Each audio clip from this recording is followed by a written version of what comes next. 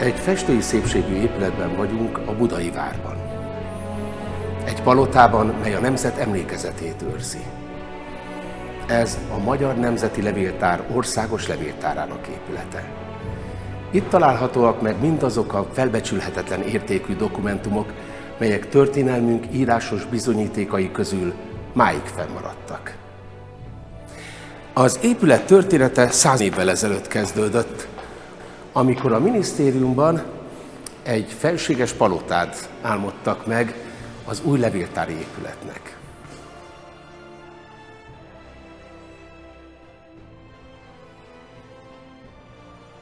A Magyar Nemzet Levéltára. Szükség van tehát egy olyan épületre, amely megfelel a modern idő kívánalmainak, részben a raktározást tekintve, részben pedig, hogy a kutatóforgalmat ki lehessen szolgálni. Erre a levéltári épülete nem alkalmas.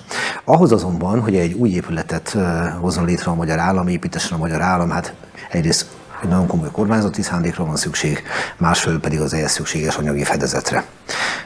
A döntés arról született meg, hogy a levéltár épülete reprezentatív helyen legyen, tehát a Budai Várban. Ennek természetesen van egy funkcionalista eleme is, az nevezetesen, hogy a kormányszervek ugye itt működnek, de másfelől az is számít, hogy valóban a reprezentativitást is meg kell jeleníteni a ország levéltárának, az archívum regninek. És itt jön a másik fontos elem, hogy milyen legyen az épület, szigorúan a funkciónak alárendelve, vagy pedig ezen kívül pedig ékessége legyen a Budai Várnak, Budapestnek, távolabbról nézve Magyarországnak. És egyértelműen az a döntés születik, hogy ez egy reprezentatív épület kell, hogy legyen minden tekintetben, a helyét tekintve, ugye itt vagyunk fenn a várba, illetve a küllemét tekintve. És itt jön a képbe Peth Samu, a korszak egyik építésze. Számos épület fűződik a ő nevéhez, ami a mai napig ékessége Budapestnek. Gondoljunk a Vasadi Evangélikus Gimnáziumra, vagy a mellette levő templomra, de hát Budapesten kívül is kiemelkedőt és maradandót alkotott, például a Fiumei Riakai Nautika épületét is ő tervezte. 1913-ban indulnak meg a munkálatok, tehát 110 évvel ezelőtt kezdődik megvetni ennek a mai épületnek az alapjait. Egyértelműen az a cél, hogy legyenek benne hivatali helyiségek, legyenek benne reprezentatív helyiségek, mint például a tanácsterem, ugye, ahol most vagyunk, kutatóterem, aminek a mennyezetét oly módon oldják meg a világítást a mennyezet segítségével, hogy üvegtéglákat készítenek, hogy természetes fény jöjjön be és segítse a kutatók munkáját. És hát az alapvetően E-alapú épületnek ugye a középső kis elágazása az maga a kutatóterem, és a két színen pedig a raktárak látható, hogy a mai napig nagyon nagy mennyiségű iratanyag befogadásáról kellett gondoskodni, ezért vannak ezek a több emeletnyi raktárak itt fölépítve.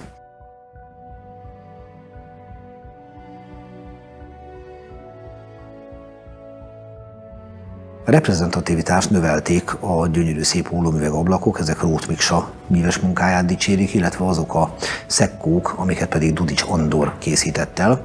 Ugye ezek a szekkók a magyar történelem kiemelkedő eseményeit ábrázolják. Nagyon közel áll az én szívemhez az olyan értelemben is, hogy általában, ha a történelemről beszélünk, akkor a politika, diplomácia és hadtörténet szokott dominálni abban, hogy mit tekintünk a múlt dicsőséges részének.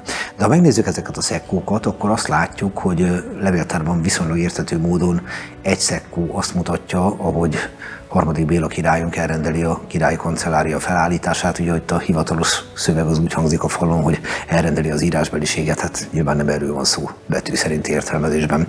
De láthatjuk a megjelenítve Semmelweis Ignácot, az anyák megmentőjét, a Lánchíd átadását, a mostani ELTE, a Nagyszombati Egyetem megalapítását, vagy akár Erkel Ferencet, amint az operában éppen vezényli a zenekart. Tehát a művelődés, a zenetörténet, az irodalomtörténet, a társadalomtörténet, a kultúrtörténet kiemelkedő eseményei is megjelennek a levéltár falán, és azt gondolom, hogy ez egy sokkal sokszínűbb, sokkal sokrétűbb, polifónabb megközelítés, mint sem, hogy csak a történetre fókuszáljunk. Ezt az építkezést alapvetően Peth Samu reprezentatív és impozáns tervei alapján megszakította egy olyan esemény, ami ennél nagyobb dolgokat is háttérbe szorított, nevezetesen az első világháború. És amikor véget ért az első világháború, akkor Magyarországra rendkívül nehéz időszak köszöntött be, ezt követően is. Gondoljunk csak arra, hogy jött a őszi rózsás forradalom, jött a 133 nap, a Kun Béla féle bolsevik diktatúra, számolunk kellett a fehér terrorral, a román csapatok Magyarországon hatolással, a trianoni békediktátummal. Tehát igazából Magyarország történetének nem csak idézőjelben 1914-18, hanem 18-20-ig is egy nagyon nehéz időszaka következett. A levéltár épülete pedig itt állt a maga csonka voltában, és ezen a ponton merült fel az a kérdés, hogy vajon mi legyen vele, befejezzék ezt az építkezést, és ha befejezik, akkor milyen funkciót töltsön be. Az a szerencsé, hogy Klebersberg Kuno, akit ugye elsődlegesen és természetesen vallás- és közoktatásügyi miniszterként tart számon a Magyar Történelmi Emlékezet, rövid ideig belügyminiszteri posztot is betöltött, nevezetesen a háború után, és teljesen egyértelmű volt a döntés, hogy a levéltár építését be kell fejezni, és levéltárnak kell lennie. Az épületet nem egészen úgy kell elképzelni az átadás pillanatában, ami 1923 volt, tehát 10 év csúszással kell számolnunk, mint ahogy ma kinéz. Volt egy gyönyörű szép tornya is. Ez a torony sérült meg olyannyira a II. Világháború során, hogy végül is a lebontása mellett döntöttek, de a bontásában szerepet játszott az is, hogy addigra a valódi funkcióját igazából már elveszítette. A levéltár épületébe 1923. szeptember 15-én költözött be az intézmény, tehát több mint 100 éve dolgozik itt a Magyar Országos Levéltár, vagy ha úgy tetszik, a Magyar Nemzeti Levéltár, ugye ma ez a hivatalos neve az intézménynek. Az épület 1945-ben áldozatául esett a Budavárosstromának, és több kilométer iratanyag veszett oda. Ez rettenetes pusztulás, tehát bármennyire fáj a szívünk a toronyért.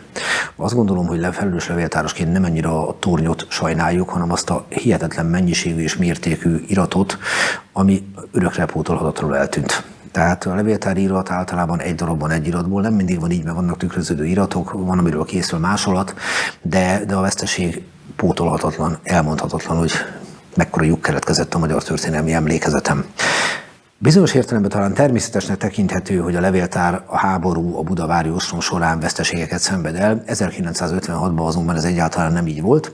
Egy szovjet tüzér elmondása szerint állítólag torkolattüzet vélt észlelni a levéltár épületéből, Margit-szigetről, és sikerült eltalálni az épületet, megtorlandó ezt a állítólagos torkolattüzet. Igazából teljesen mindegy, látott-e valamit vagy nem. A lényeg az az, hogy a belövés nyomán, ha jól emlékszem, talán 3-szor annyi irat égett el, mint 1945-ben. És megint csak mondanám, miközben 45-ben ezt még valahogy az ember képes elfogadni, hogy egy háborús viszonyok között ilyesmi történik, és akkor nem az iratért fáj az ember szíve, hanem az ember életér, mert az ember életénél nincs nagyobb érték. De itt 1956-ban ez tényleg ez a barbár rombolásnak egy ilyen kiemelkedő, ilyen ostoba döntése volt. A bejövő iratanyagnak a mennyiség az folyamatosan gyarapodott. Ugye 1945 után már számolni kellett a szocialista korszak adminisztrációja által termelt irat befogadásának a tehertételével is. Idézőjelbe téve a tehertétel szót, mert a mennyiség miatt mondom a tehertétel, de az meg a levéltárnak az alapvető funkció, hogy minden iratot, ami történeti értékű vagy jogbiztosító, azt ugye őrizzen, megőrizzen és kutathatóvá tegye. Egy időben gyakorlatilag 2 nemzeti levéltárunk volt, bár nem így hívták őket, ugye volt a Magyar Országos Levéltár, és volt a Új Magyar Központi Levéltár. Majd a rendszerváltás után ezt a 2 intézményt egyesítették. Tehát a 1945 előtti, meg a 1945 utáni, korábban egymástól élesen elváló iratanyag innentől kezdve egy nemzeti levéltár, a Magyar Országos Levéltár kebeleiben egyesült. Viszont megint csak szűknek bizonyult a meglévő épületállomány, ahhoz, hogy ezt megfelelő módon tudjuk tárolni, és ugye számolni kellett azzal is, hogy évente érkezett be újabb iratanyag. És így született meg már a rendszerváltás után a döntés arról, hogy egy új és minden tekintetben modern 20. századi épülettel fog gyarapodni a levéltár ingatlan állománya. Óbudán emelték ezt az épületet, 1997-ben adták át. Ez az épület most már bő negyed évszázada szolgálja a Magyar Országos Levéltárat és a kutatóit. A mai levéltár kialakulása történelmi korszakokon átívelő hosszú, bonyolult folyamat eredménye volt. Nem is lehetett másként, hiszen bár kezdetleges formában, de nem sokkal a korai középkor után már létezett. Története összefonódott a Magyar Királyság történetével. A magyar királynak mindig is volt levéltára. Szent Istvántól kezdve. Ezt úgy kell elképzelnünk, hogy ez egy láda volt, amit az utazó király a munkája során egyik városból a másikba, egyik faluból a másikba utazásai során mindig felpakoltak a szekerekre, vitték, és ebbe voltak azok az információk, hogy mit írt a király korábban a pápának, a német császárnak, és így a diplomáciai levelezés az folytonos és ismert volt a kimenő fél részéről is. Aztán a későbbiekben értelemszerűen ez a levéltári rendszer, ha egyáltalán szabad ennek tekinteni, ez nagyon ki volt téve az időjárás, az utazás, a háborúk viszontagságainak, és azt tapasztaljuk, hogy az is lett a vége ezeknek az iratoknak, hogy elkallódtak, elpusztultak. Nagyon fontos tudnunk azt, hogy a korai időszakban, a 11-12. században egyáltalán nem volt olyan üzemszerű ügyintézés, írásbeli ügyintézés, mint amilyen a kései középkorban volt. Szóban történt a kormányzás, a király a napi parancsoktól kezdve a birtok adományokat is szóban tette, és mindenki a fejében tartotta az információt, és hogyha perre került a sor, akkor tanúvallomások során mesélték ezt el. Kifejezetten csak az egyházi intézmények számára történtek írásban az adományok, birtokadományok. És ezen a rendszeren változtatott harmadik Béla, illetőleg az ő utódai Imre király, második András, amikor is az írásbeliség európai megjelenése során ők is igényt tartottak arra, hogy minden előttük tárgyalt ügy valamiképpen rögzüljön az írásbeliségben. És ettől kezdődik az a bürokrácia, mondjuk, ami a mai napig tart a kormányzásban. Elkezdik az adományleveleket leírni, elkezdik a bírósági ítéleteket leírni, és ezeknek a jó része meg is maradt. Csak hogy érezzük a különbséget a századok között, a 11-12. századból 200, most nagyságrendet mondott, 200 irattal rendelkezünk, a 13. századból 10 000 irattal rendelkezünk. Tehát óriási a különbség. A királyi levéltár részben ez a mozgó láda volt, részben pedig nyilvánvalóan kellett egy olyan biztos pont, ahová megőrzés céljából letették azokat a nagyon fontos, akár nemzetközi, akár más szempontból kiemelkedő dokumentumokat, amelyek a későbbi, akár politikai vagy jogi szempontból igényt tarthattak rá, hogy ezt újra megnézzék. Nem tudjuk, hogy ez hol volt. Azt feltételezzük, hogy Székesfehérváron a Szent István által alapított prépostságnak a sekrestjéjében volt eredetileg a királyi levéltár. A következő nagyobb csomópont az pedig már az Anjouk idejére tehető, amikor is Anjou Károly Visegrádra tette át a székhelyét 1323-ban, és ezt követően pontosan nem tudjuk, hogy mikor, de biztosan tudjuk azt, hogy Fehérvárról a királyi levéltárat elszállítatta Visegrádra. Ennek megint a napi ügyintézésben volt óriási jelentősége, tehát ha sikeres birtokvisszavételi politikát szeretett volna Károly folytatni, akkor a levéltárat kéznél kellett tartani Visegrádon. Történt egy nagy tűzvész 1345-ben Visegrádon, és ezt követően valószínűleg a tűzvésszel kapcsolatban a kormányzati adminisztráció Visegrádról Budára költözött, a budai várba, és ennek a várnak volt egy olyan tornya, amit úgy hívunk, hogy István torony.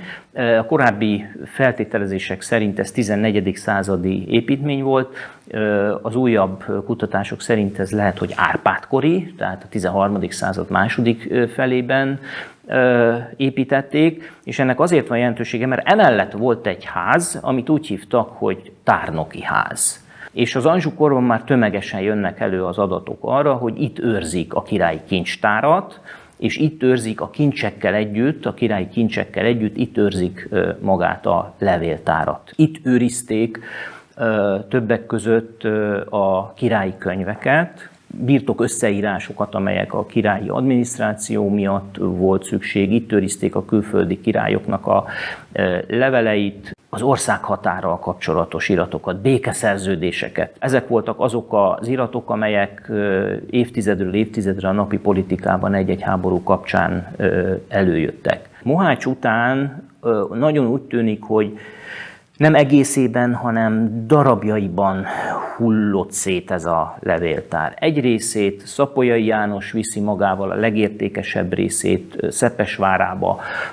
Ott, miután Ferdinánd seregei elfoglalják Szepesvárát, Habsburg Ferdinándnak a kezébe is jut belőle, de bizonyosan marad itt is Budán némi iratanyag.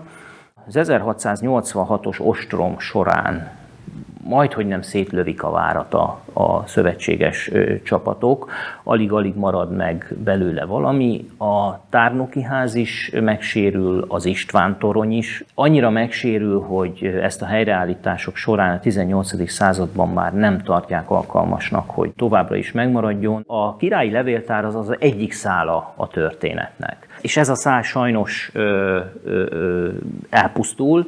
Tehát ez egy nagy fájdalma és hiányossága a történeti kutatásnak, hogy a középkori királyi levéltár Mohács után széthullik, egyes darabjai megvannak, ezeket tudjuk azonosítani, néhányat Bécsben sikerült, néhányat más helyen, de úgy az egész az elpusztult. A Tárnoki házban őrizték a királyi könyveket, amelybe az 1330-as évektől bizonyíthatóan bemásolták a királyi adományokat, akár teljes szövegével, akár csak rövid, kivonatos formában, és azt is meg tudjuk satszolni, hogy Mohácsig körülbelül 20-22 kötet lehetett, minden egyes királynak önálló királyi könyvvel indított, és aztán, hogyha betelt, akkor újat indítottak. Tudjuk például, hogy Mátyás király a második királyi könyvét azt 1486-ba kezdte meg, és az adományleveleknek a hátlapjára nagyon gyakran ráírták azt, hogy a királyi könyveknek melyik oldala, melyik kötetnek melyik oldalára jegyezték ezt be, és innen tudunk arra következtetni, hogy körülbelül hány. Ez hihetetlenül fontos dokumentum volt, mert ha elveszett az oklevél, amit a birtokos kapott, akkor a királyi könyvek alapján újra lehetett kiállítani, és ezzel a lehetőséggel az ország lakosok nagy többsége élt is. Tehát itt is nagyon erősen érezhető volt a levéltárnak a jogbiztosító jellege. Az elveszett dokumentumok azok pótolhatók, mert a királyi levéltár mindent megőriz. Az új Habsburg adminisztráció 1526 után ott folytatta a kormányzati munkát, ahol a jagellók abba hagyták. Értelemszerűen királyi könyveket is vezettek, és nagy szerencsénkre ezek a királyi könyvek megmaradtak a bécsi magyar kancelláriának az irattárába. A királyi levéltár mellett azonban más iratképzők is voltak a középkorban. Ilyenek közé tartozott például a nádor, nádori intézmény, amelyik az egyik legfontosabb bírói feladatokat látta el részben a király helyetteseként, már a középkorban is, de iratok keletkeztek, és iratokat őriztek az egyházi intézményekben, illetőleg a nemesi családoknak a kúriáiban, kastélyaiban, váraiban is. 15-16. Századtól kezdve, főleg inkább a 16. századtól kezdve az új Habsburg adminisztráció során vált szükségessé, hogy hol vannak a magyarországi törvények, milyen törvényeket hoztak az elődeink korábban, hol lehet ezeket megnézni. Nincs ilyen, és akkor kezdték el összegyűjteni ezeket a törvényeket, és innentől kezdve egy folyamatos igény volt arra, hogy az országgyűléseken megszülető törvények egy önálló levéltár keretein belül őrződjenek meg. És ennél fogva a levéltár, mint intézménynek a története nagyon szorosan összefüggött az országgyűlés intézményével, és csak azután lett önálló levéltárépület, miután az országgyűlésnek is egy önálló épülete lett Pozsonyban, de ez már a 18. századi történet. A kancelláriából kimenő iratok nagyon sok esetben megmaradtak, egyházi gyűjteményekben, nemesi családoknál, vagy pedig visszakerültek a királyi kamarához, ha például kihalt egy család, vagy felségsértés miatt elkobozták a birtokaikat. És így módon maradt ránk körülbelül ebben az épületben 100 000 dokumentum, amely a középkorról szól, 1526 előtti dokumentum, és ezeket elődeink rögtön az 1874-es levéltár szervezés után egy külön gyűjteménybe szervezték. Ennek az volt az oka, hogy nincs meg a királyi levéltár, valahogy rekonstruálni kell a magyar középkort. Ezt csak úgy lehet megtenni, hogyha a bent lévő összes kormányszervnek az anyagából, a kancelláriából, a kamarából, a helytartó tanácsból, a nemesi családok irattáraiból kiválogatjuk a középkori dokumentumokat, és ebből egy külön gyűjteményt hozunk létre. Ebben a gyűjteményben ezt úgy hívták, hogy diplomatikai levéltár, ma is úgy hívjuk, hogy diplomatikai levéltár. Ebben a gyűjteményben őrizzük a legféltettebb kincseinket. A legrégebbi eredeti dokumentumunk az a Veszprém-völgyi kiváltságlevél, amelyet ugyan Kálmán király adott ki 1109-ben, de ez az oklevél átírja Szent István királynak az egyetlen hiteles oklevelét. Egyedül a Veszprém-völgyi kiváltságlevél az, amely kétségtelenül hiteles. Tehát a magyar kancellária első terméke, ha így vesszük, ráadásul görög nyelven íródott, tehát nagyon komolyan feltételezik azt a kutatók, hogy ez a Stephanos, ez nem is István király, hanem az apja Géza, tehát akkor akár a 10. századba tudjuk visszavinni a magyar központi írásbeliséget, hogyha Gézát tekintjük kibocsátónak. Nagyon büszkék vagyunk az aranybullákra. A fogalommal vigyázni kell, mert hogy az aranybullán nagybetűvel azt az oklevelet értjük, amit II. András adott ki 1222-ben, és aztán nagy-nagy története, későbbi értelmezése lett ennek az iratnak. Nem erre gondolok, mert hogy ez nincsen meg. II. András 1222-ben 7 példányban adta ki az aranybullát, de ebből sajnos egyetlen egy példány sem maradt ránk.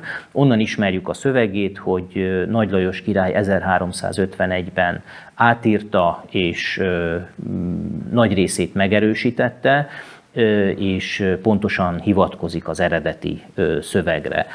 Ebből az 1351-es átírásból a világon 8 példány van, ugye itt is gondoljunk arra, hogy minden megye valószínűleg kapott belőle példányt, és ebből 8 példány maradt fönt, 7 itt van nálunk, 1 a Tudományos Akadémiának a kézirattárában. Tehát ilyen formán nyugodtan mondhatjuk azt, hogy mi vagyunk az aranybullának az őrzői, mert a hiteles példányok azok itt vannak nálunk. Az Országos Levéltár világviszonylatban is az elsők között kezdett az eredeti iratokról mikrofilmmásolatokat készíteni. Hála az itt dolgozó szakemberek munkájának a levéltári dokumentumok egyre nagyobb százaléka vált elérhetővé a kutatók számára digitális formában is. Ez a 100 000 középkori dokumentum, amit itt őrzünk ebben a házban, ez a magyar középkor legfontosabb forrásanyaga, és nagyon korán, már 1935-től kezdődően a levéltárban megindult a mikrofilmezés. Eleinte csak egyes iratoknak a másolatait készítették el, majd amikor jött a II. Világháború 1943-ban, akkor kifejezetten archiválási céllal a középkori anyagról mikrofilmmásolatot készítettek. Ezt nagyon jól tették, mert az ostrom során itt a házban is komoly sérülések voltak, és olyan iratokat is fényképeztek, mikrofilmeztek, amelyek kint voltak még nemesi családoknál. Nagyon sok elpusztult ebből, tehát a mikrofilmezés révén olyan iratokat sikerült megmenteni a kutatóknak, amelynek az eredeti példánya már elveszett. És a II. Világháború rávilágított arra, hogy nagyon-nagyon sérülékeny intézmény a levéltár. Éppen ezért az 1950-es, 60-as évektől kezdve Európa egyik legjobb mikrofilm műhelyét hozták létre az Országos Levéltárban, és elindult egy tudatos koncepció szerint, hogy a saját anyagunkat, gyűjtjük a hungarikát is, a külföldön a nem nálunk őrzött magyar vonatkozású iratokat, de a saját anyagunkról is biztonsági másolatokat készítünk folyamatosan mind a mai napig. És amikor az új technológia bejött, a digitalizálás, a 2000-es évek elején azonnal felvetődött, hogy a legfontosabb dokumentumainkról kell digitális másolatot készíteni. Ennek nem csak a biztonsági mentés volt az első számú oka, hanem sokkal inkább a nyitás és a kutatók modern módon történő, iratanyaggal történő ellátása. A mikrofilm egy fekete-fehér, elég nehezen, körülményesen olvasható írott forrást jelent. A digitalizálással pillanatok alatt szét tudjuk szórni ezeket a kincseket az interneten, úgyhogy a középkori anyagunkat, a királyi könyveket, a legfontosabb térképeket és más dokumentumokat a 2000-es évek elején digitalizáltuk, és az interneten ingyenesen elérhetővé tettük, úgyhogy Európában szerintem sem akkor, talán még most sincs olyan ország, amelyik a teljes középkori hagyatékát az interneten elérhetővé teszi. Tehát nem csak a mikrofilmezéssel voltunk akkor világelsők, hanem a digitalizálásban is az Országos Levéltár nem csak magyarországi viszonylatban, hanem európai viszonylatban is nagyon komoly eredményeket tudott felmutatni az elmúlt évtizedekben.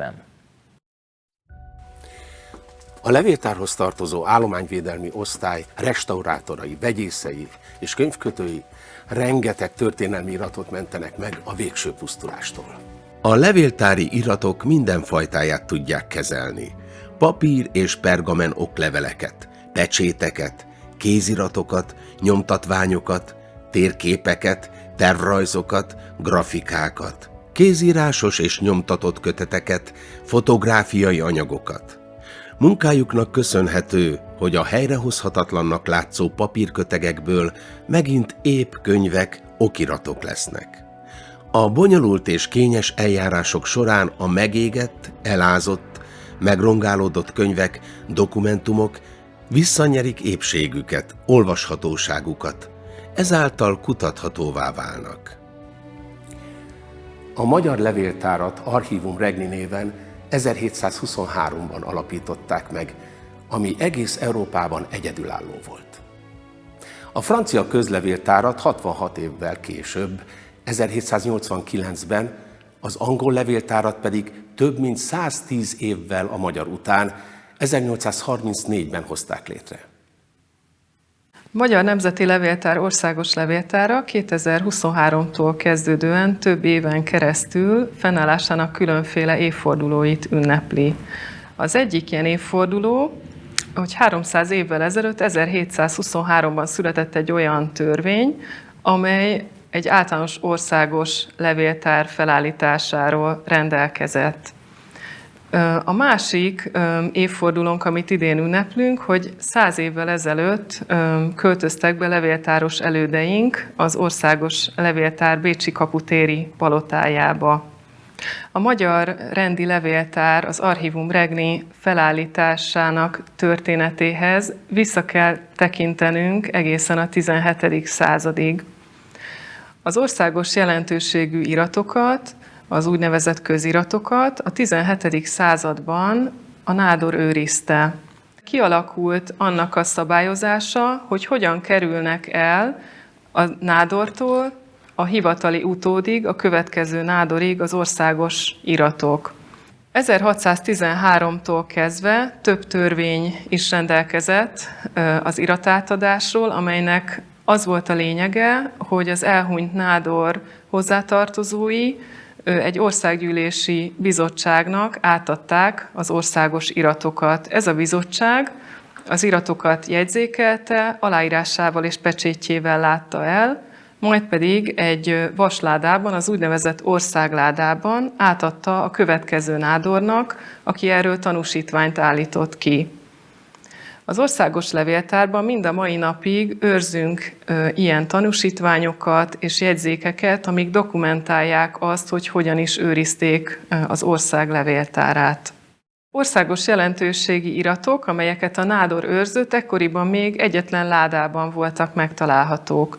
Az országláda mára nem maradt fenn, azonban annyit tudunk, hogy ez egy fekete vasláda volt. A bécsi kaputéri épületünkben látható róla egy festmény, ami egyesek szerint a levéltár allegóriája. A 17.-18. század fordulóján már felmerült a gondolat, arra vonatkozóan, hogy az országos jelentőségű iratokat egy helyen kellene tárolni egy külön épületben, ahogy arra is volt felvetés, hogy az országgyűlés alsó és felső táblája is egy közös épületben, állandó helyen tartózkodjon és ülésezzen. Levéltár felállításának a gondolata Eszterházy Pál nádortól indult el, és később Klobusicki Ferenc személynök, valamint Batthyány Ádám országbíró nevéhez is köthető, ők is felkarolták ezt az ügyet. De a Rákóczi szabadságharc ezt a kezdeményezést elmosta, és csak utána az 1722-23-as országgyűlés eredményeképp történtek újabb lépések. Az 1723. évi 45. törvénycikk szerint fel kell állítani egy általános országos levéltárat, Universale Archivum Regnit, amely a pozsonyi országházban, a Domus Regnicolarisban kell, hogy helyet kapjon. Ezt a törvénycikket sajnos 30 éven keresztül nem valósították meg, nem hajtották végre.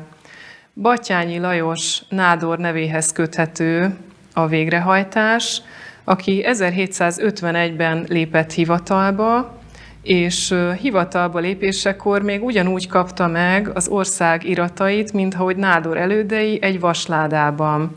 A források tanúsága szerint igen csalódott volt, hogy ilyen mennyiségű iratról van szó, és kezdeményezte a köziratok felkutatását, olyan köziratokét, amely különböző hivatalokban és magánszemélyeknél volt még őrizetben. 1753 év végén pedig kezdeményezte Mária Teréziánál, hogy hajtsák végre az Archivum Regni felállítására vonatkozó törvénycikket. Egy több éves folyamat eredményeképp 1756-ban létrejött az Archivum Regni, legalábbis a levéltárunk történetírása ehhez az évhez köti az Archivum Regni felállítását. Ekkor ugyanis Batthyány Lajos az országláda tartalmát, ezen kívül pedig egyéb fontos országos iratokat, például országgyűlési írományokat, országos összeírásokat elhelyezett a pozsonyi országházban, ami ekkor a Hosszú utcában, vagy más néven Szent Lőrinc kapu utcában helyezkedett el. Ez egy 3 szintes épület volt, és ennek földszintjén 2 szobába helyezték el az országos iratokat. Ugyanide helyezték el a nádor és az országbíró iratait is. Az Archivum Regni ekkoriban egy igen kis levéltár volt, valójában rendi érdekeket szolgált, éppen emiatt volt nehéz keresztül vinni az uralkodónőnél, Mária Teréziánál, hogy jóváhagyja működését, hiszen a magyar rendek érdekét szolgálta olykor az uralkodóval szemben. Batthyány Lajos 1696-ban neves dunántúli grófi családba született. Édesapja halála után fivérével, Károllyal Bécsben nevelkedtek, és édesanyjuk révén bejáratosak lettek a legmagasabb udvari körökbe is. Batthyány Lajosnak óriási szerep jutott a levéltár létrejöttében. Támogatása, áldozatos munkája nélkül a levéltár mai formájában nem létezhetne.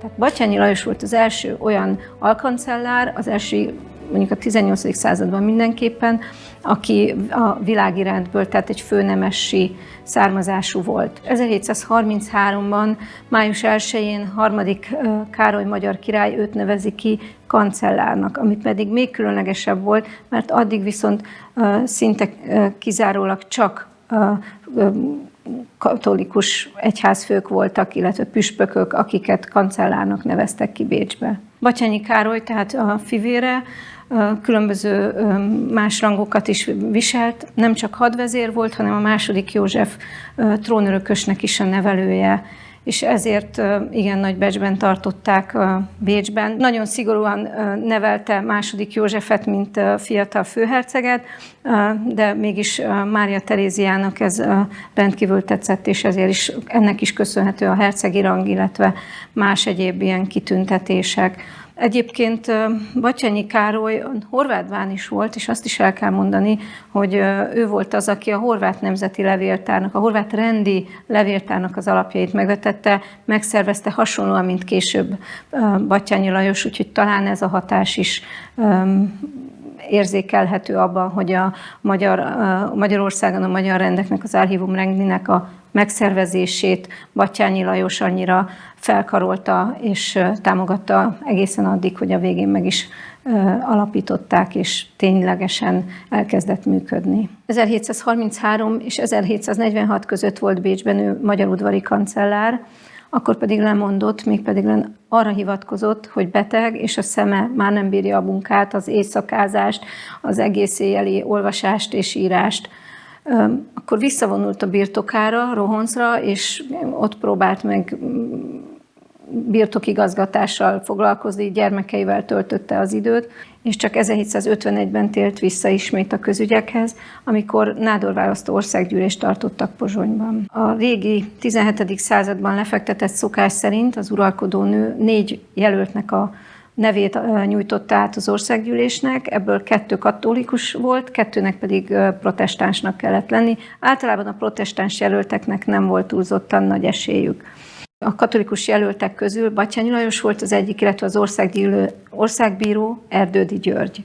Az uralkodónő Batthyány Lajos szerette volna nádorrá választatni, saját kezük is levélkével invitálta meg, és kérte fel, hogy nádor lehessen, ami valójában eléggé meglepte Batthyány Lajos, de természetesen tetszett neki ez a lehetséges méltóság. Ezáltal 1751 és 1765 között Batthyány Lajos volt Magyar Királyság nádora, és az utolsó nemzeti nádorunk. Mit jelent az, hogy nemzeti nádor? Hogy a magyar főnemesség soraiból választottak nádort. Batthyány Lajos elhunyta után vagy nem volt nádor, akit kineveztek, vagy pedig már az uralkodóházból a Habsburg-lotaringiai családtagjai közül választottak. Tehát a nádori méltóság az ugye már a középkorból eredeztethető. A középkorban a nádor ispánnak a királyi udvarban volt fontos szerepe, de később különböző bíráskodási, közigazgatási, sőt hadi feladatai is lettek. Az igazi szerepe aztán a 16. századtól volt, amikor a Habsburgok 1527-től megszerezték a magyar trónt, és nem volt székhelyük itt, állandó székhelyük Magyarországon, a Magyar Királyságban, hanem egy helytartót neveztek ki maguk helyett, aki sokáig, 1562-ig megegyezett a magyar nádorral. Tehát a megválasztott nádor az egyben a királyi helytartó is volt. Tehát egy nádornak egy kettős szerepe volt egyben, mind az uralkodóház felé, hiszen esküt tett az uralkodóra, mind pedig a rendek felé, hiszen az ő megválasztott nádoruk volt. Valójában egy nagyon érdekes közvetítő szerepe volt, és Batthyány Lajos esetében azt lehet mondani, hogy mind a két fél, tehát mind Mária Terézia megbízott benne, mind pedig a rendek, a rendi alkotmányosság védelmezőjét látták az ő személyében. Mária Terézia többször is kifejtette, hogy milyen bizodalma van Batthyány Lajoshoz. Nagyon sok nehéz helyzetben kérte a segítségét, háborús helyzetben az ő szavára adott, hogy a rendeket meg tudja győzni, hogy különböző adóemeléseket elfogadjanak, vagy akár katonákat állítsanak ki Nagyon fontos az 1741. évben az koronázó országgyűlésen Batthyány Lajos szerepe. Az ő beszédének a hatására volt, hogy a magyar rendek életüket és vérüket felajánlva beleegyeztek a nemesi felkelésbe, adóemelésbe, illetve a különböző katonai kontingensek kiállításában. A nádornak nagyon fontos közigazgatási szerepe volt 1722-23-tól kezdődően, ugyanis azon az országgyűlésen rendelték el a Magyar Királyi Helytartó Tanács felállítását. Ez egy olyan kormányszerv volt, ami valójában a királyságnak a belső ügyeit intézte, de a külügyet, a hadügyet és a szigorúan vett pénzügyet kivéve valójában mindent, ami a belpolitikával kapcsolatos volt. Az uralkodó döntéseit Bécsben hozta, a Magyar Királyi Udvari Kancellária fogalmazta meg, és különböző leíratokkal közölte a helytartó tanácssal, amelynek az volt a feladata, hogy ezek alapján ezeket a döntéseket úgymond foganatosítsa. Nádornak a bíráskodási szerepe is megmaradt, ami még a középkorból is eredeztethető, de egy egészen új fellebbviteli bíróságnak az élére állították, ez volt az úgynevezett 7 személyes tábla. Ennek a táblának, ami a királyi kúriának volt az egyik táblája, tehát volt a királyi ítélőtábla Pesten, és a 7 személyes tábla szintén Pesten ülésezett, a 6 ülnök mellett az elnöke volt a nádor, illetve később a helytartó. A 7 személyes tábla feladata nem a perek újratárgyalása volt, hanem a fellebbviteli eljárásoknak a lefolytatása. Ilyenkor újabb vizsgálatok már nem történtek, valójában csak újra tárgyalták az ügyeket, és az eddigi vizsgálatok alapján legtöbbször elfogadták az elsőfokú ítéleteket. Minden esetre a fellebbviteli bíráskodásnak a lehetősége létezett. Ekkor a nádor Pozsonyból átköltözött Pestre, illetve Budára, hogyha itt volt palotája, mint Batthyány Lajosnak, és itt üléseztek a Ferenciek terén levő palotában. Batthyány Lajos nádorsága alatt derült ki, hogy nincsen egységes joggyakorlat az országban. Tehát a különböző kerületi táblák más-más módon ítélkeznek, más döntéseket hoznak esetleg hasonló ügyekben. Ezért 1759-ben elrendelte, hogy gyűjtsenek össze különböző perkivonatokat, amelyeket később precedensként is tudnak használni. 25 kötetben állították össze ezeket a perkivonatokat. Ennek az összeállításnak egyébként az eredménye később nyomtatásban is megjelent. Mária Terézia idején 1769-ben egy 3 tagú jogászokból álló bizottság kivonatolta ezeket a egyébként is perkivonatokat, és később ezt segédletként használták a bíráskodás során. A nádornak adományozási joga volt 32 jobbágytelek birtokáig, ezzel élhetett Batthyány Lajos is. Különböző kötetek bizonyítják, hogy mely családoknak, mely nemes családoknak vagy nemes személyeknek juttatott már meghalt vagy kihalt családoknak a birtokaiból, ami nem lehetett több, mint 32 jobbágytelek, ez körülbelül 1000 katasztrális holdat jelentett maximum. Amikor nem volt az országnak nádora, hanem helytartója, a helytartók ezzel a joggal nem élhettek. Tehát ezek a jutalmazási, kitüntetési, adományozási jogok mind olyanok voltak, amiket az uralkodók, Mária Terézia is megtartott magának. Ha ezt a sok-sok feladatot akkor egybe nézzük, akkor igazán nem lehet azt mondani, hogy csak egy puszta cím lett volna, ha valaki Magyarország királyának a nádora. Ez igen komoly közigazgatási, bíráskodási és egyéb más adminisztrációs feladatokkal is járt. Az Archivum Regni, vagy az országláda nem egy szerves módon kialakult irategyüttes, hanem összegyűjtve különböző nádoroktól, különböző békék után, vagy akár határviták kapcsán. Tehát ez egy gyűjteményes anyag volt. A 16. századtól már a Magyar Kamaránál, illetve a 18. században már a Magyar Királyi Udvari Helytartó Tanácsnál is kialakult egy olyan hivatali szervezet, amely tömegével termelte az iratokat. Ezeket valami módon őrizni kellett, irattározni, tehát kialakultak a hivatali irattárak, amelyek akár a mai minisztériumokhoz hasonlíthatnánk őket, csak persze jóval kevesebb iratot intéztek. És ezeket megfelelő módon kellett őrizni, megfelelő helyen, megfelelő állapotban, úgy, hogy a későbbiek során is visszakereshetők, felhasználhatók lehessenek. Ezért a 18. században már nagyon jellemző az, hogy a különböző hivataloknak állandó székhelyet próbálnak találni, megfelelő székházat, olyan helyet, ahol az iratokat úgynevezett boltozatos helyiségben tudják őrizni. Boltozatos helyiséget csak téglaépítésű házban lehetett kialakítani, mivel egy fafödémeből nem lehetett boltozatot kialakítani, és az igen tűzveszélyes lett volna. Tehát így próbálták meg az iratokat védeni a tűzvész ellen. Megjelent az az igény is, hogy ezeket az iratokat nem ömlesztve, vegyesen tárolják, hanem valamilyen rendet alakítsanak ki. Különösen II. József járt itt télen, aki előírta, hogy válasszák külön a közigazgatási iratokat, illetve a bíráskodási iratokat, és később különböző kisebb sorozatokat is kialakítottak, amik mind-mind azt tették lehetővé, hogy az iratokat sokkal könnyebben tudták kezelni, könnyebben tudták megkeresni azt, amire szükség volt.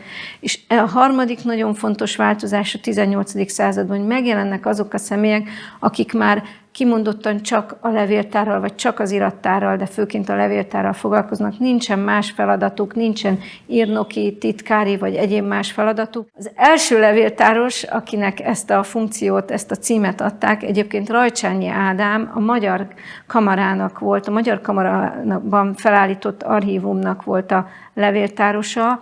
Akkor ez még nem volt egy külön kis hivatal, hanem ő az irattáron kívül végezte a feladatát, és az volt a rábízott feladat, hogy minél több iratot, illetve lappangó királyi jogokat biztosító iratokat kutasson föl. Ez azt jelentette, hogy olyan iratokat, amiből aztán jövedelme lehetett az államnak, az uralkodónak. Tehát neki az olyan családokat, olyan birtokokat kellett felkutatni, nagyon sok különböző levéltárban járt, rettentő sok iratot megnézett, összegyűjtött, lemásolt. Egy olyan tudásanyagra tett szert, amit aztán máshol is tudott kamatoztatni. Például Batthyány Lajosnak is birtoktörténetet tudott összeállítani, családfát állított össze, de más családoknál is ilyen különböző házi levéltárosi feladatokat látott el. És Rajcsányi Ádám volt az egyik, akinek a véleményét kikérte Batthyány Lajos az Archivum Regni felállításakor is. Különböző érdemeire való tekintettel Batthyány Lajost 1744-ben az aranygyapjas rend lovagjai közé vették föl, majd 1764-ben megkapta a Szent István rendnek a nagykeresztjét. Batthyány Lajosnak abban is nagy szerepe volt, hogy az 1723-ban a második törvénycikkben elfogadott nőági örökösödés miatt Magyarország trónjára kerülő Mária Teréziát elfogadták a rendek. Most van valójában annak is a 300. évfordulója, hogy a pragmatika szankciót elfogadták. Az úgynevezett pragmatika szankciónak, amit harmadik Károly amiatt fogadtatott el a különböző tartományokkal, Habsburg tartományokkal, illetve megpróbált elfogadtatni Európának a különböző államaival, hogy mivel nincsen fiú örököse, hogy a nőág is örökölhessen. Mégpedig lenne, hogy megszabta a törvény és a Habsburgok házi szabályzata, először az ő ága, utána a fivérének, Józsefnek a nőága, és hogyha mindegyik ág kihalna, akkor pedig első Lipóttól származó lányok is örökölhették volna a trónt. Mária Terézia viszont boldog házasságban élt Lotharinger Ferenc Istvánnal, hitvesével, és 16 gyermekük született, és ezek közül jó páran túl is élték őket, úgyhogy nem volt már veszélyben a monarchia sem férfi, sem nő ágon. A levéltár, vagyis a folyamatosan bővülő Archivum Regni fennállása alatt többször költözött, míg végül Budára került. II. József 1784-ben elrendelte, hogy az Archivum Regnit költöztessék Budára. Az Archivum Regni a feloszlatott Clarissa rend budai kolostorában kapott helyet. Ez az épület az Úri utca és az Országház utca között található meg. II. József idején Hillebrand tervei szerint átalakították, és több országos hivatal is ide költözött. Az Archívum Regni a mai Országház utca 28-as számú háznak a két helyiségében kapott helyet. Ez az épület volt az úgynevezett budai Nagy Országház. A 19. század második felében már a Magyar Királyság központi kormányszerveinek az anyaga tömörült itt, a Clarissa kolostor egykori épületében és a mellette található belügyminisztériumi épületben, többek között a helytartó tanácsi levéltár, majd a későbbiekben az 1870-es évektől kezdve a Bécsből ide szállított Magyar Kancelláriai Levéltár, Erdélyi Kancelláriai Levéltár, valamint az Erdélyből ide szállított Főkormányszéki Levéltár és Kincstári Levéltár. A kincstári levéltárakat a várban, a pénzügyminisztériumi épületben őrizték. Azért fontos ezt megemlíteni, mert ez azt mutatja, hogy már az 1870-es évektől kezdve a Magyar Királyság és Magyarország történetére vonatkozó hatalmas mennyiségű forrásanyag tömörült a budai várban. Ezt koronázta meg 1874-ben az új országos levéltár megalapítása. Ferenc József ekkor nevezte ki Pauler Gyulát országos főlevéltárnokká, és ezzel egy új időszak kezdődött az országos levéltár épületében. A történeti kutatás számára nyitott levéltár jött létre, amelynek egyetlen kisebb részét képezi jelenleg az egykori Archívum Regni.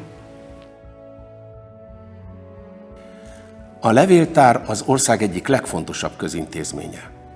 Nélküle szinte semmit nem tudnánk a magyar történelemről. Több mint 900 évre visszamenően 1109 óta vannak meg a levéltárnak az ország maradandó értékű iratai. 1874 óta a levéltárosok nem csak őrzik ezeket a történelmi jelentőségű iratokat, hanem tudományos szempontok szerint fel is dolgozzák. Ma a Magyarországos Levéltár kb. 110 000 középkori oklevelet őriz, ehhez jön még a megyei tagintézményeinknek az a kb. 10 000 oklevél, amit ott őriznek. Ez ma Magyarországon az állami levéltárakban őrzött 120 000 oklevél, ami a magyar nemzet középkori öröksége. Ez úgy teljes egyébként, hogy még az egyházi gyűjteményekben szintén körülbelül egy olyan 10 000 oklevelet őriznek, tehát ez a 130 000 oklevél, ez lefedi a teljes magyar középkori okleveleinket. És hála Isten, hogy nagyon-nagyon sok olyan nemesi család van, külföldre emigrált magyar család, aki úgy gondolja, hogy visszaszolgáltatja a nemzetnek az iratait, a család iratait akár, vagy ami az ő őrizetébe került. Kiemelkedő példát megemlítek a Konkoly Tege család, akik Svédországba kerültek a háború után, magukkal vitték a családi levéltárat, és hát néhány éve teljes egészében kb. 300 középkori oklevéllel a teljes családi levéltárat felajánlották ingyen és bérmentve a Magyar Nemzeti Levéltárnak. De éppen bár későbbi időszak, de ez is nagyon fontos időszak, Horthy Istvánnak, a volt kormányzónak a kb. 8 köbméter nyilatanyagát hamarosan át fogjuk venni Londonból. Úgyhogy folyamatosan gyarapszik is a levéltár, ezeket folyamatosan feldolgozzuk, részben az értékeset, vagy a kutatottakat digitalizáljuk, és hogy minél előbb közzé tudjuk tenni őket a felhasználó, az állampolgár számára, vagy pedig adatot tudjunk belőle szolgáltatni. Van, amikor az iratnak nem a történeti értéke dominál, hiszen ez nagyon fontos, hogy az őrzés szempontjából ezt elmondjuk, hogy ami nálunk megőrzésre kerül, az két ok miatt kerül megőrzésre. Az egyik azért, mert történeti értéke van, tehát a nemzet története szempontjából, a nemzet identitása, az állampolgárok identitása szempontjából nélkülözhetetlenül fontos forrás. A másik az, hogyha jogot biztosít. Tehát valaminek, vagy az államnak, vagy az állampolgárnak valamilyen joghoz kötődő biztosítását szolgálja az irat. Ilyen példa mondjuk a rendszerváltozás követő kárpótlási folyamatot tudom említeni, amikor több ezrével fordultak hozzánk magyar állampolgárok azért, hogy az elvett kommunista időszakban elvett vagyonukat sérelmeiket, akik börtönbe ültek kárpótlásként, nem csak információs kárpótlásként, informális kárpótlásként, hanem pénzbeli kártérítésként is a levéltárból tudták igazolni. Körülbelül 22 millió oldal digitális állománnyal rendelkezik a Magyar Nemzeti Levéltár, ez Európában az első 5 között van egyébként. 19-ben pandémia előtt, az utolsó pillanatban sikerült 2 évig tartó tárgyalások után az oroszokkal megegyezni, hogy a Szovjetunióba elhurcolt magyar állampolgároknak a nyilvántartó kartonjait digitalizálják az orosz kollégák, és ezeket egy cirilbetűs adatbázisba átadják a Magyar Nemzeti Levéltárnak. Megkaptunk 682 000 kartonnak a digitális képét, tehát az azt jelenti, hogy ezek ilyen tenyérnyi kis kartonok, és az elő-hátlap, tehát azt jelenti, hogy dupla kb. 1.300.000 felvételt kaptunk. Az 1.300.000 felvétel magán a kártyán olyan információk vannak, amit 14-18 adatsort jelentett, tehát körülbelül 17 millió adatsornyi információval rendelkeztünk. Összehívtam a magyar egyetemeknek az informatikai tanszékeit, összehívtam azokat a Magyarországon működő nagy vállalatokat, akiknek olyan megoldásaik vannak informatikai kérdésekre, amelyek segítettek bennünket, tehát konkrétan mesterséges intelligenciára, algoritmusokra gondolok.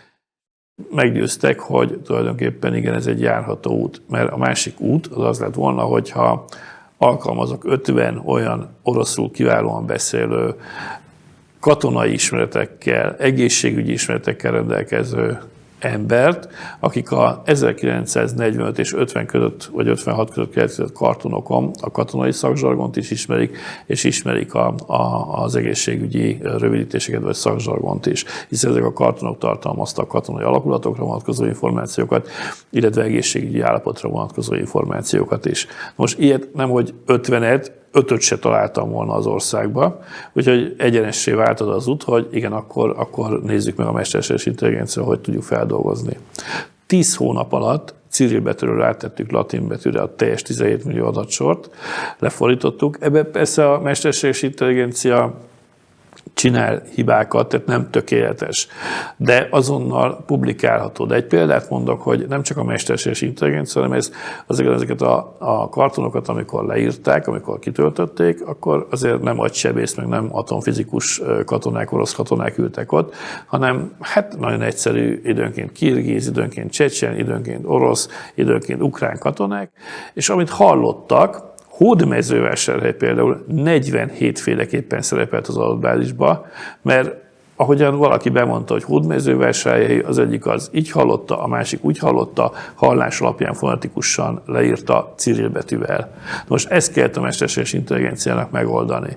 És először ki is dobott 47 különböző változatot a Hódmezővásárhelyre, és akkor azt ugye elkezdtük nézegetni, validálási szakasza ennek az egész folyamatnak, és a validálás után, amikor újra tanulja a rendszert a mesterséges intelligencia, akkor utána megkészül, és egyetlen egy Hódmezővásárhelyünk marad az adatbázisban. Ez óriási siker volt, mert 10 hónap alatt csináltuk meg ezt az adatbázist, mesterséges intelligencia segítségével, cégeknek a segítségével kipublikáltuk. Az első évben, hogy mekkora társadalmi igény van erre, jelzem, az első évben 370 000 egyéni rákattintást regisztráltunk a hálózat, vagy az online felületünkön. Azt jelenti, hogy 370 000 állampolgár érdeklődő kattintott rá. Nyilván volt, aki többször is, és összesen az első évben több mint 9 millió oldalt töltöttek le erről az adatbázisról. 700 kolléga dolgozik a Nemzeti Levéltárban, nagyon sokan végzik a hagyományos levéltári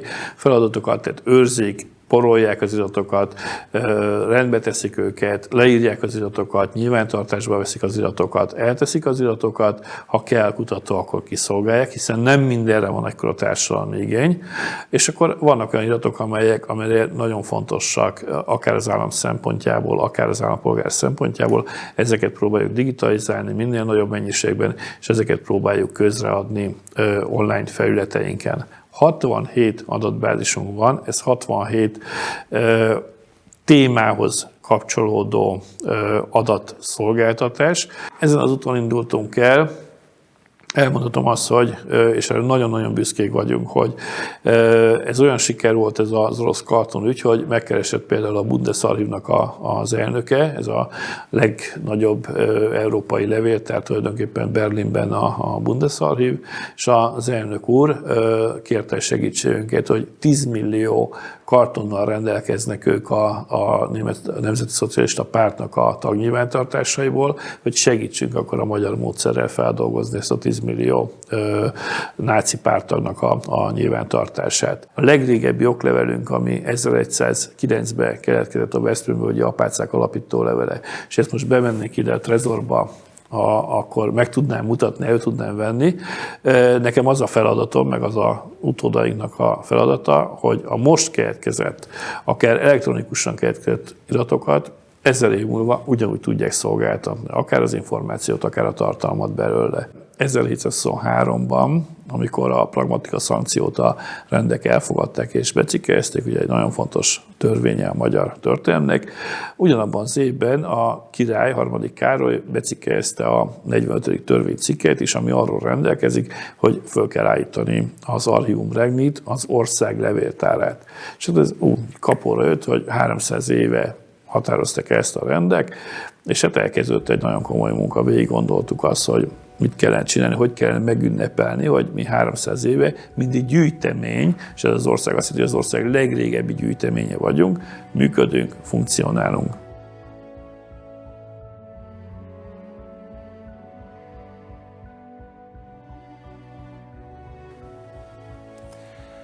A levéltár történetéről nagyszerű könyv született, amely lebilincselő érdekességgel és a legnagyobb részletességgel meséli el a levéltár kalandos történetét, létrehozásának ötletétől egészen napjainkig. Közel 40 kollégám vett részt benne a feltáró munkában, és közel 40-en írtunk is a kötetbe tanulmányokat. Egy jó vaskos kötet, egy közel 600 oldalas kötet született meg végül is, ahol tudatosan azt terveztük, azt vártuk. Ez legyen egy olyan képes könyv, amit jó eső érzéssel lehet lapozgatni.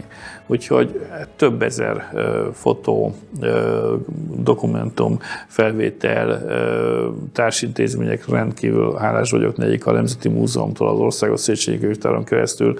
Körülbelül 20 olyan intézmény volt, aki fotóanyaggal, illusztrációanyaggal segítette a munkánkat, és így jöhetett létre tulajdonképpen ez a rendkívüli kiadvány, ami egyrészt egy team munka, tehát egyedeknek a egyéni munkájából adódik össze, de összeadja ezt a 300 éves történelmet, ami a levéltár története, illetve bemutatja ennek az épületnek, ami ugyancsak hát a legnagyobb büszkeségünk, és azt hiszem minden magyar levéltárosnak óriási büszkeség, hogy 1923. szeptember 15-én, tehát éppen 100 éve az első levéltárosok elfoglalhatták ezt a csodálatos levéltári palotát, megkezdődött itt a munka, úgyhogy ebben a kötetben ennek az épületnek is emléket állítottunk. Tisztelt Hölgyeim és Uraim! A most elkészült mű hiánypótló alkotás. Mindenki, aki értékkörző szemlélettel él és alkot, a ma világában hálás önöknek, hálás a kollégáknak azért a munkáért, amelyet végeztek és végeznek nap mint nap. Sokan azt hiszik, az archívumok poros és haszontalan raktárai a letűnt koroknak, ugyanakkor előbb-utóbb mindenki rájön, hogy a saját útfőnkből a mai világban már réges-rég nem tudunk semmit. A telefonban kutatunk versek, portrék, de még telefonszámok után is.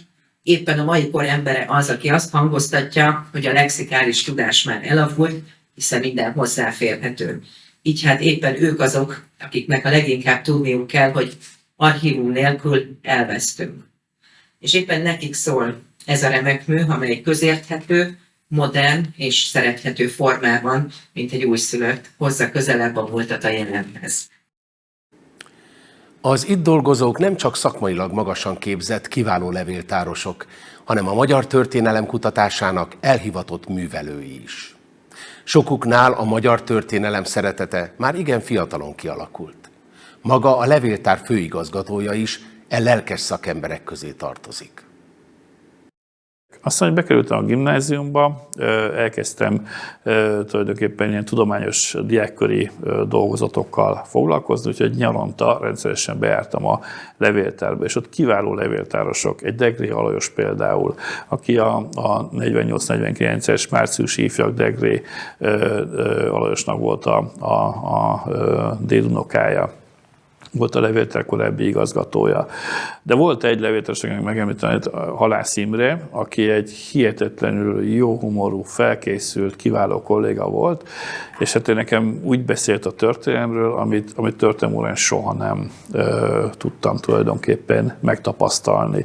Tehát részévé váltam a történelmnek tulajdonképpen, amikor az ő mesélés megmutatott egy-két dokumentumot, elővette a Zalavári legrégebbi okleveleket, azt megfoghattam a pergament kézzel. Tehát egy olyan sok, egy olyan hatásért, hogy én éreztem, hogy valami ilyesmivel szeretnék majd foglalkozni. A legaljáról kezdtem tulajdonképpen a pályámat, úgyhogy segédlevéltáros, aztán amikor a 2 év lejárt, akkor levéltáros, közben megcsináltam a doktori fokozatot ugyancsak Németországban, akkor már főlevéltáros lettem, aztán főosztályvezető helyettes, aztán főosztályvezető, és akkor kaptam egy lehetőséget, hogy a fővárosi levéltárban dolgoztam egyébként, Budapest főváros levéltárában, és az akkori országos levéltári főigazgató, Kecsényi Lajos főigazgató áthívott ide, hogy legyek itt főosztályvezető.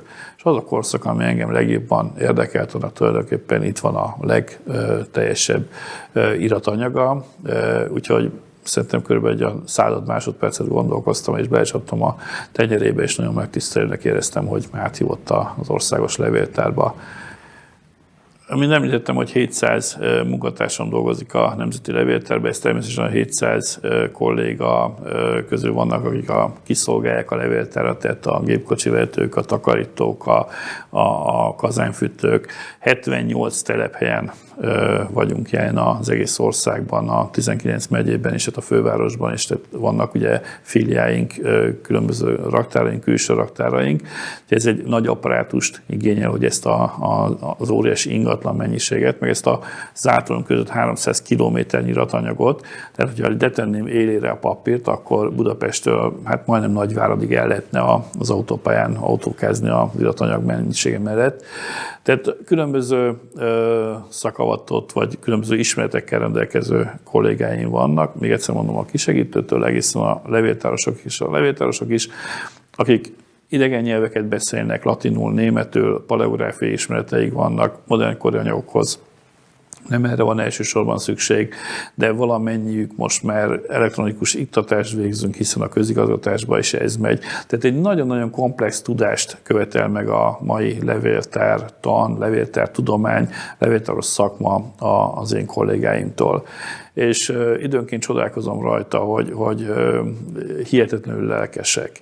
Tehát amikor van egy jó ötlet, felkaroljuk az ötletet, elkezdjük kidolgozni az ötletet, és szinte egy magáévá teszik az ötletet a kollégáim, akkor nagyon nagy lelkesedéssel tudnak kiállni mellette és dolgozni. Azok választják ezt a szakmát, akik a történelem iránt, tehát a történelmnek a lényege iránt rendkívüli kíváncsisággal rendelkeznek. Tehát a megismerés vágyhajtja őket.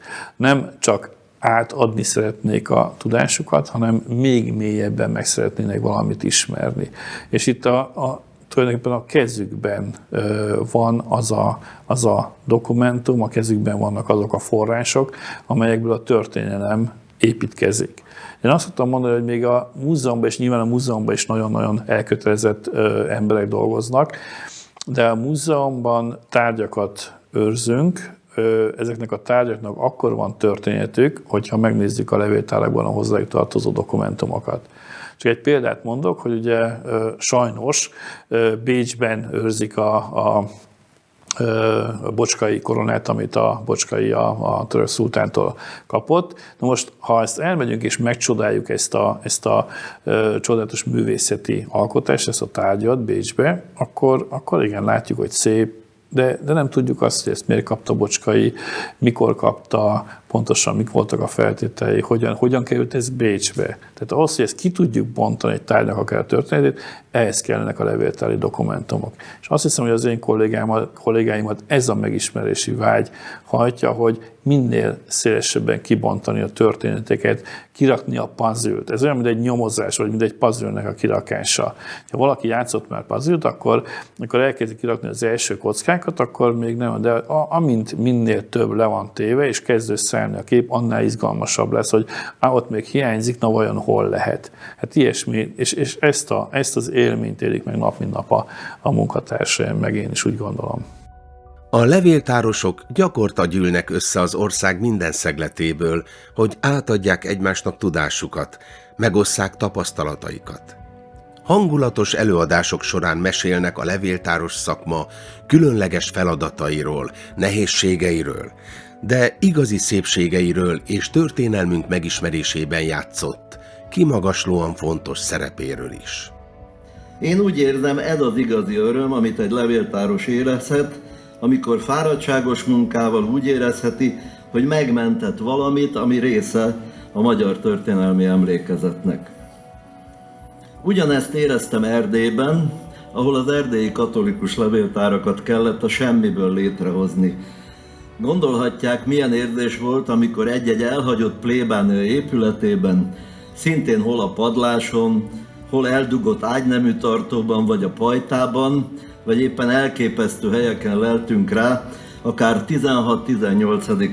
Századi oklevelekre vagy iratokra. Ezeken a találkozókon is látszik, a levéltárosok mennyire büszkék szakmájukra.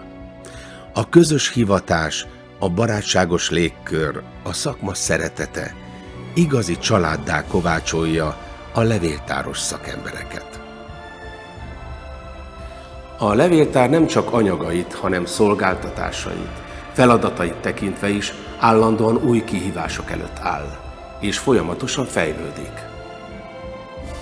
Ugye az elmúlt pár évtizedben döntően átalakult a levéltár funkciója, vannak levéltári kiállításaink, ma már az űr nem megállítja a betévedő embert, hogyha külföldi, hogy no múzeum, hanem kifejezetten örömmel várunk itt mindenkit.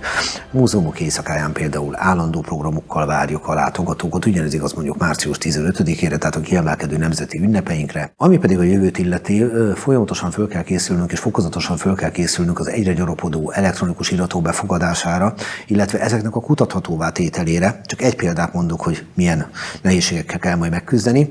Rengeteg olyan adathalmaz van, amit ilyen úgynevezett kislemezeken tárolunk, ami 20 éve teljesen hétköznapi dologból bedugtuk a számítógépbe. Na de hol van már olyan számítógép, ahol én ezt a lemezbe tudom tenni? Hát lassan már olyan számítógépet csinálnak, ahol DVD-t be tudom rakni. Már pedig nekünk valahogy gondoskodni kell arról, hogy egy 50 vagy 100 év múlva egy kutató ehhez hozzá tudjon férni. Tehát elképesztő módon nő a digitális világ jelentősége a levéltárak épületében is, nem csak papíralapú iratokkal foglalkozunk. Hát arról nem beszélve, hogy a levéltársak egyik legfontosabb feladata adatbázisok folyamatos építése, még nagyon fontos a nemzetközi kapcsolataink. Ennek a beágyazottságát folyamatosan növelni, nyilván kiemelkedően fontos a határon túli országokkal való kapcsolattartás, de nem véletlenül működik magyar levéltári delegátus Bécsben, Isztambulban, Moszkvában és a Vatikánban.